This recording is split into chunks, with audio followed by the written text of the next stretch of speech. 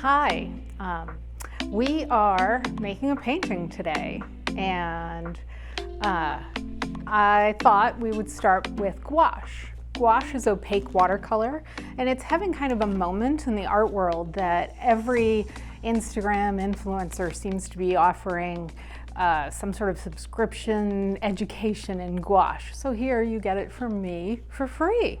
This is a Himi gouache set that I got online, and I wanted to show you what it looked like because it's very affordable and a great way to get into gouache. It comes with a palette that I don't use, and they're called jelly cups, nice and full of every color that you need. When you get it online, it doesn't come organized like this, but I organized it like this because it makes sense for warms and cools, and I have two whites because artists know white is one of the most used colors because it controls the lightness and darkness of your color notes. So I've used this set for a long time now, and most of these are actually replacements because like white, like I was saying, you use a lot of, but I also tended to use a lot of the greens, a lot of the blues. The reds don't get used that much because those in the landscape tend to be quick color notes. So the great thing about this set is you can buy replacement items. So see, this is the Himi white that replaces right in for a nice little cup, and you can get a bunch of these replacements and then you don't have to buy a whole new set. And then I've also decided like maybe these paints aren't the quality that I would like for my painting collectors to have. So I've gone to local art supply stores and I've gotten different brands. So this is Turner, which is a really nice brand, and you'll see like it was full, but I've squeezed it into the cups. And then it didn't come with this beautiful light blue color originally, but when I used up some other color, I decided that this light blue sky tone deserved a place in my palette.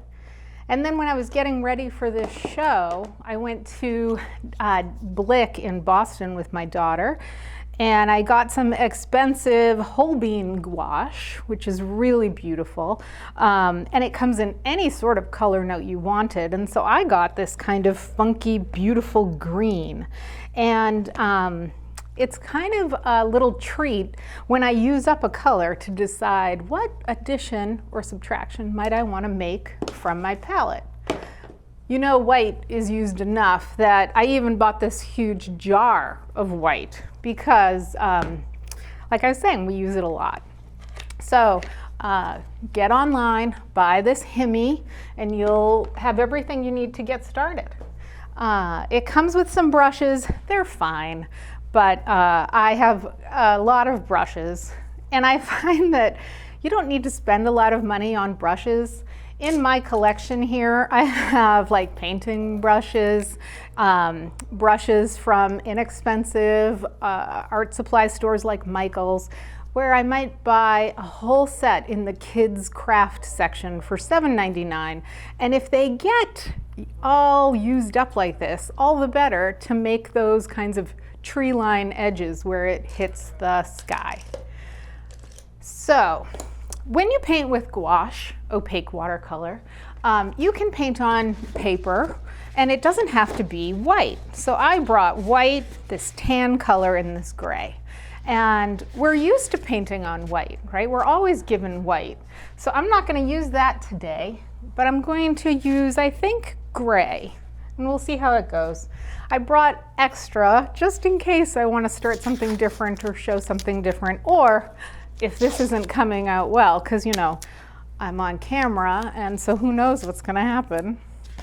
I learned this trick a while ago, and it was a huge help, and so I want to pass it along.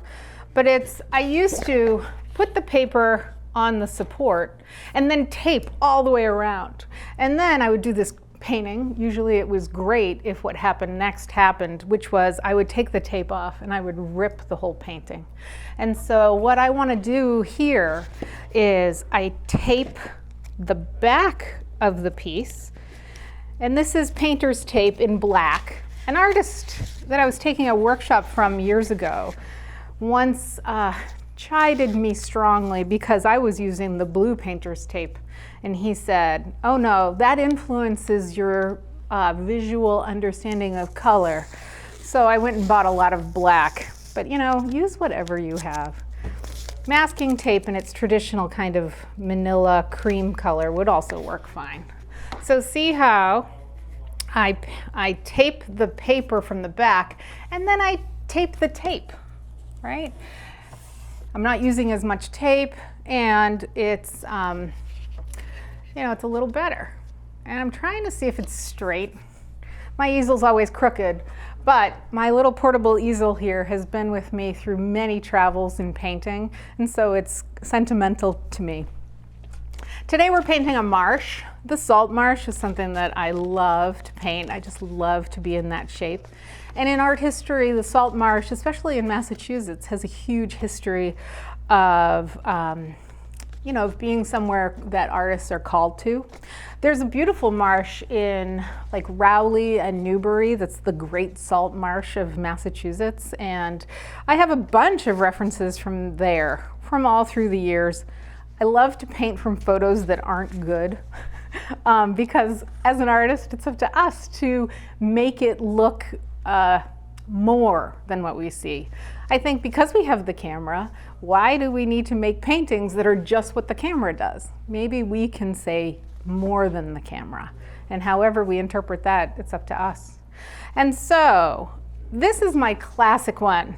The photo is all water damaged and it is a rectangle. And I am gonna put it there. It's all glary up.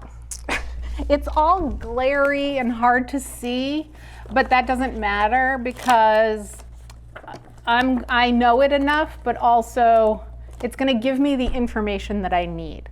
And so before we started to record this, I did a quick study, very quick, of main shapes. And I did it in pencil and then in Sharpie just because I thought you might be able to see it better. But you know, in terms of painting, they say that a good painting is no more than 3 or 4 shapes.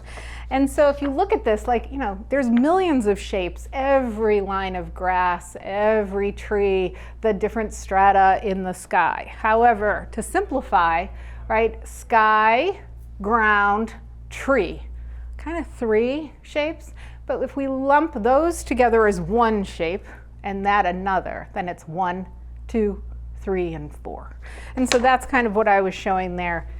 You don't have to have a complete idea of what the painting is at the end, but you want to have a general layout of where we're going. And so that's what I'm going to do now. On this gray paper, yeah, so I have this white pastel pencil, and I love to paint square, and so I pretend like I'm painting like an old Polaroid, you know, with the weighted bottom. And when I paint on paper, I try to have the paper be a standard size for framing because it makes things so much easier. But anything on paper, like if this is maybe 8 by 8, I can crop out something in it that might even be 5 by 7. So there's a good chance that I'll have something salvageable in the painting that I do if it doesn't come out like this today. So here's a square, and this is not square, but I'm gonna have the shapes that I want to tell me what I need. And I'm gonna use a pencil now because I don't know that that shows up enough, and the opaque watercolor will cover it. And so horizon line. And you know, there are rules of painting, like never put the horizon line in the center, but you know, if you do, so what? As long as you're having fun and it's saying what you want. I tend to be heavy-handed when I paint and draw, and so you'll see that I make these little broken lines because I've seen artists do that forever, and I feel like, oh, I guess that's what I'm supposed to do. You know, art is a lot of supposed to do.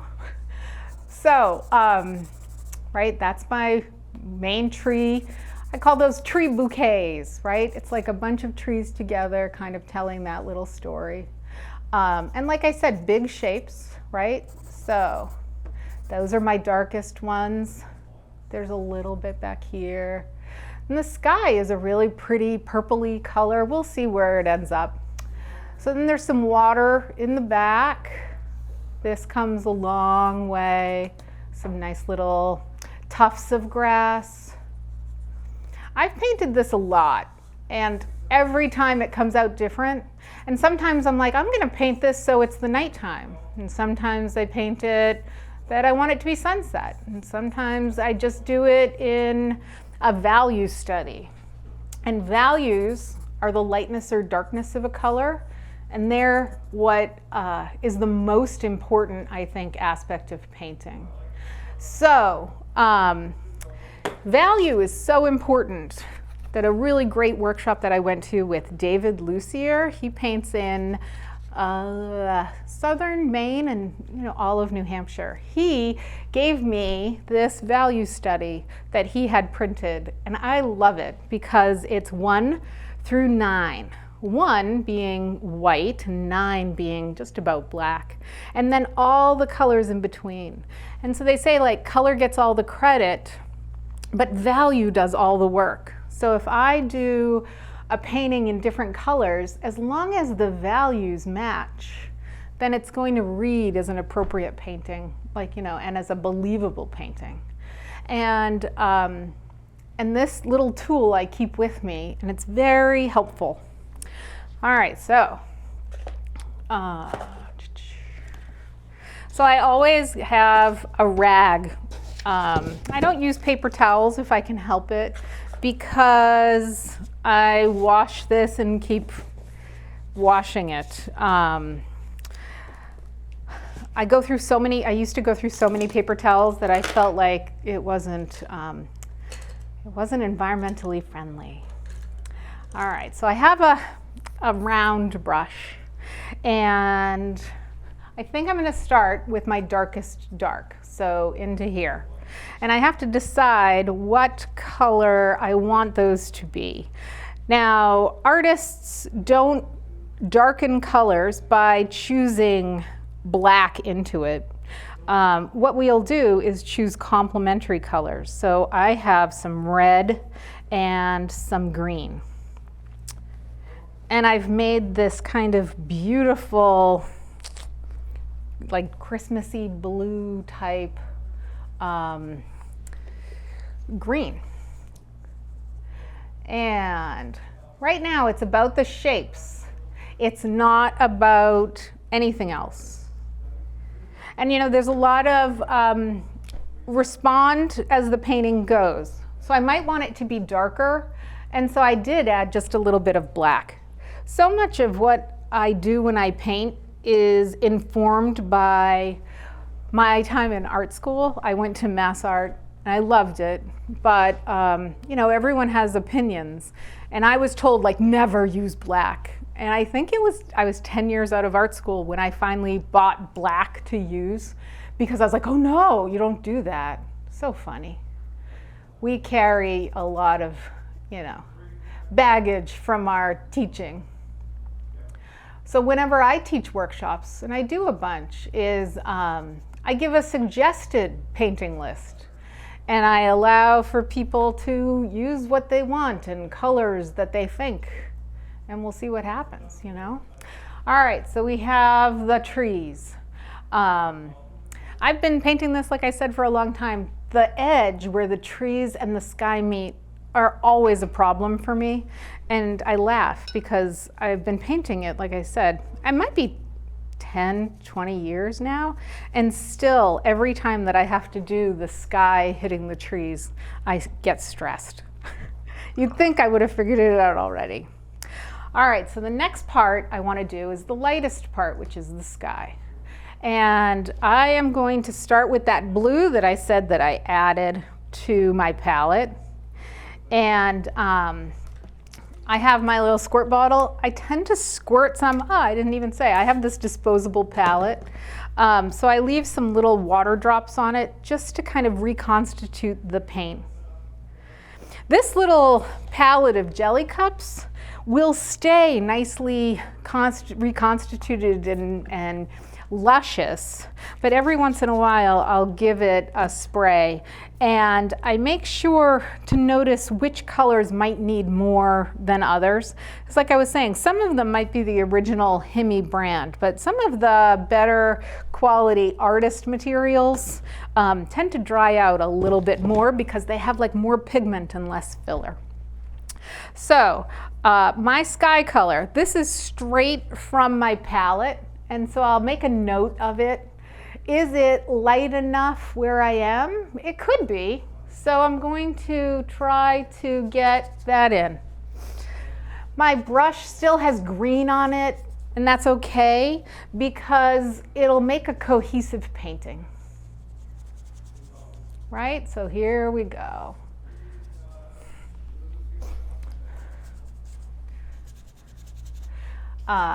It's a little flat right now. That's okay. Right now, big shapes. When I have paint on my brush, I'll clean it on the rag first, and then into the water, and then clean again. It's just a way to try to keep the water a little cleaner. When I took watercolor in art school, we would have one water, and at the end of class, we would be graded on how clean we kept our water. Insane. Just get new water. All right, next, I want to figure out what is the main body color of the green grasses. And I have some beautiful colors to choose from here. And I think I'm going to go with this funky Kelly green. And you know, artists, we don't call pigments names like Loden or Bottle or Kelly. This would be more like Permanent Green Light. Pigments all have really fun names. But this is not a believable kind of color in nature. See how garish compared to that photo? And so I need to figure out how to dull it down. So I'm going to add like a yellow ochre to it and see. Now that green is very potent still, so I think I need to actually add this kind of burnt sienna. And you'll notice that sometimes you need more of one color than another. In other words, the pigment in the green is very strong and it's inconsistent. Like that green might have a really strong pigment, but this green might be weak. I know I needed a lot of this paint to make a mark, whereas this one I don't need a lot. And that might have to do with this one was one of the more expensive that I filled in, whereas this one came with this set.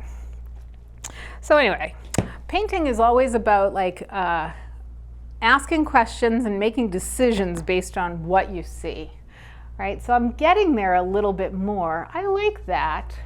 So this was that scary garish green, and I added like a burnt sienna to it. And when you paint, you want to paint so that it is like you're making marks directionally. And it's opaque, which means, right, like I can go right over this, and that's going to be helpful. So I don't have to worry about reserving too much space. If I want to change something or make a different mark, I can, right? All right. If you add white directly into a color, it can become kind of chalky, and I don't want that. So I got this color here. It's kind of like a very light peach, and I add that in to lighten it up. Oh, and I like how that looks. Right, so just kind of claiming the whole piece. And while it's wet, right, I can blend color into color, right? It's looking pretty good for only a few shapes. I think next I want to do that color there. So on my palette, right, I have the sky, the dark trees, and the light. And when I mix them close together. so that I can have an idea of, do those color jumps make sense? If I mixed it here and there, I don't have that same sort of understanding. So having your palette mix like that makes sense. And I just want to make sure it stays wet. And now we're going to figure out what this color is. And this is kind of a fun challenge. Colors change a lot in the distance, and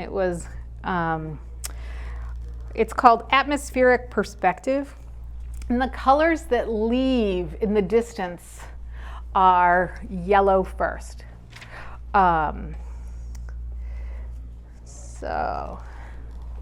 a darker green, as colors go back, isn't as dark and it isn't as yellow.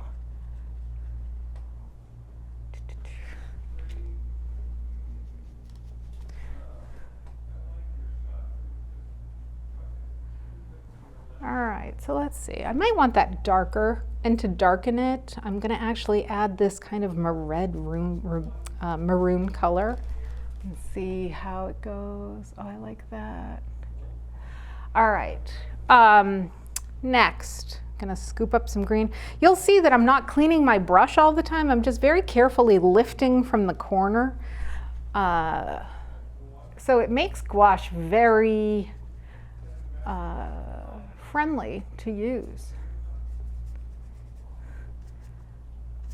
Right, so these are the darks where the water trickles through the marsh. And I've still used this same brush the whole time, but I'm feeling now might be time to change it. And I hope you're not like judging too much about, but that's a rectangle and this isn't, because it's kind of fun to make those deliberate changes. And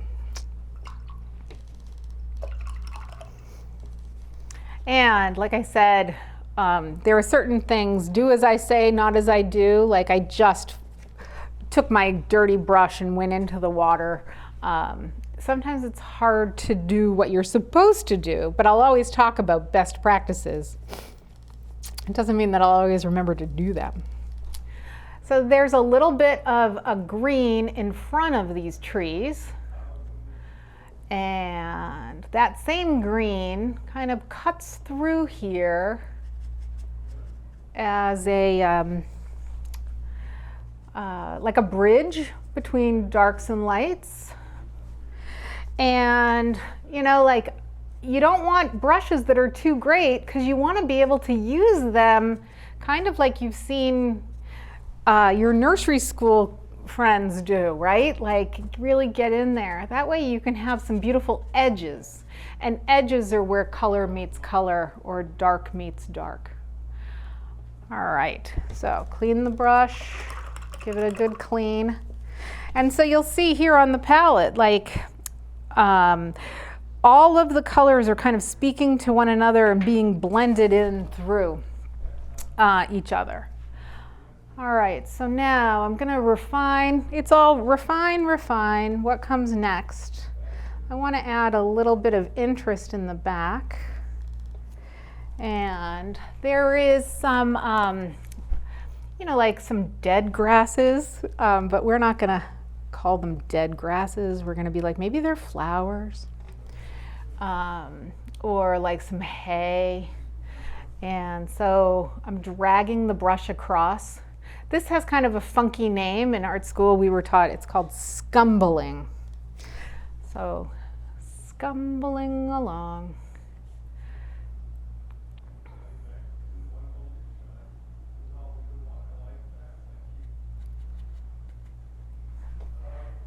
All right, clean the brush.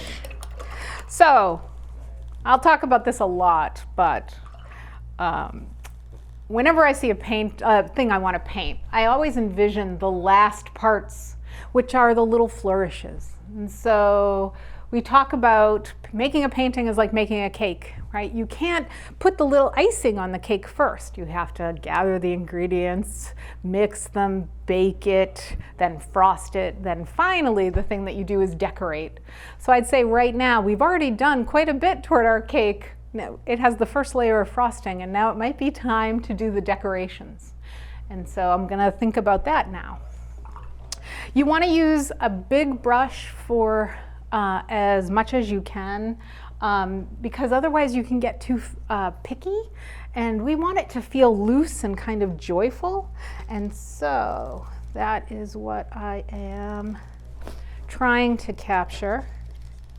And my water is kind of yucky, but like the paints, if it were watercolor, the water would have more of an impact, but because it's opaque watercolor, the pigment can stand up to the yucky water, so I don't have to be as fussy about it. I think I want the top of the sky to feel more of a gradient, so I got this other blue and now this, and I am mixing them near each other so that I have that idea, and that's wet, so I can drag a different one, you know, the new color on top. And I also wanted to add some sort of like purple or interest. So I grabbed purple, now I'm grabbing that peachy color. Let's see where it ends up. It doesn't really look different enough. You really want your marks to matter, you know. If you're painting, like, we have to think like, what is it I want to say? Why did I make that choice? Here we go. Hopefully in future shows we'll be able to talk about mixing and what color mixing does. But sometimes in mixing colors like this, you end up dulling down a color, and you don't want dull colors. And so I'm being very cognizant of that. I like some of these marks though. You know, you don't want a painting to feel labored or difficult. You want it to feel joyful. All right, so let's get some more darks in here. My palette's getting a little dry. All right, so in through here, there's a pretty interesting dark that I want to capture. Dark over here. All right, what's next? Some of this lighter part. So down here. I always had a hard time with foregrounds. Like, how busy can they be? How detailed? How do I achieve the foreground?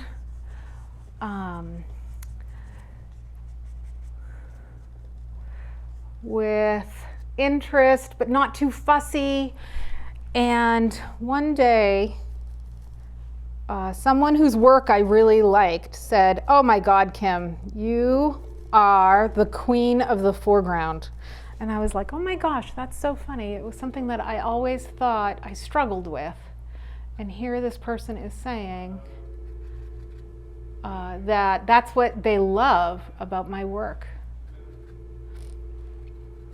Also, what a funny artist compliment, right? The queen of the foreground. And I was so excited about that. All right.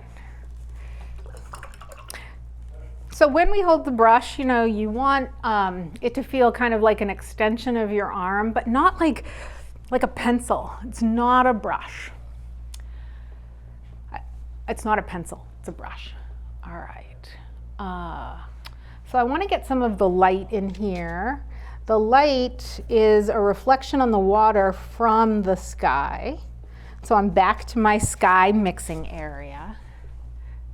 And that's what and again, gouache, it's opaque. And so I have the latitude to get back in over it if I want.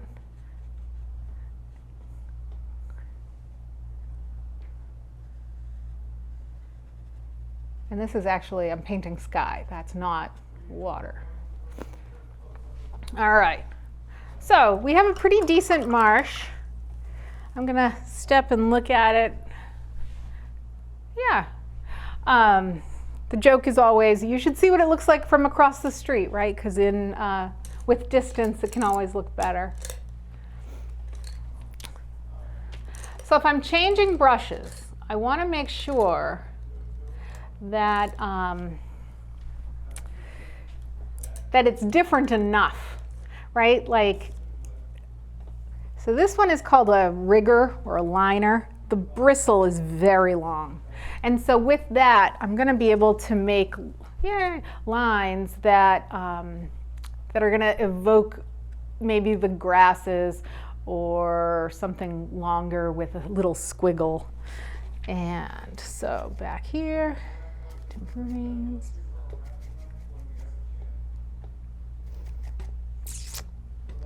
All right, so I have a dark on here now. And let's see, I want to have some dark notes through here. And you'll see that the lines that it makes are like cleaner, harder edge, right? They're more defined than the last one. That can be good or bad. Like sometimes I'll take my finger and mess it up because nature isn't really that clean.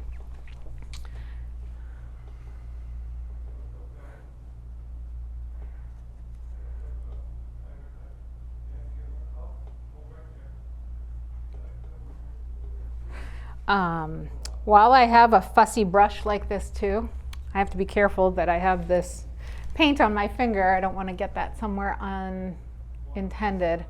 I'm going to add some little like suggested other shapes through here. And honestly, that brush was a little hard to use, so I'm going to use a smaller round, not a rigger. Here's one I'll try. I end up having like a favorite brush for a while, and then all of a sudden it's not behaving the way that I would like. All right, so I'm going to go back like so. I painted the darks. Now I'm coming back in with some lights and making some adjustments. So it's a lot of back and forth.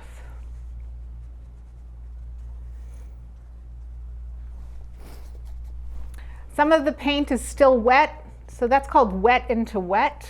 And some of the paint is dry. And that's when you're painting on top. That's like corrections. So I don't tape my composition space all the time because sometimes I like the rawness of what this feels like.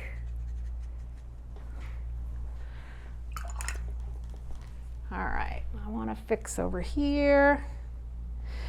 And because like that's my painting, I can add water and pick this up even if it's dry. But if I'm using these colors, it's going to be a very nice harmonious color story throughout.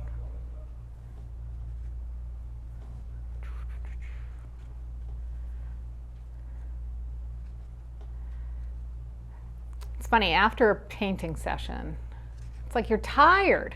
And it's like, how are you tired when you just stood there? But you're tired because your brain has been so busy with questions and answers. What does this painting need to be better? Constant questions and answers. All right, so now I want to do more of this color note. Let's see.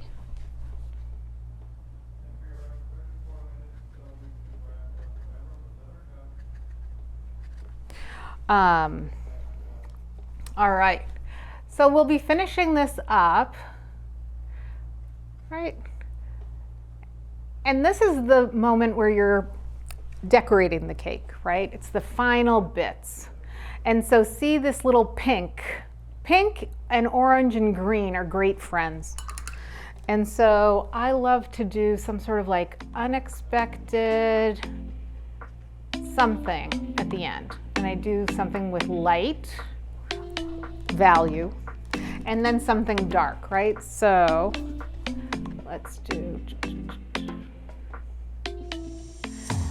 something dark. I think I'm going to add this blue, kind of a purpley,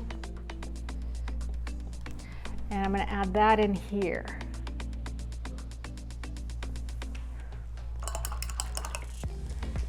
All right, and there we go.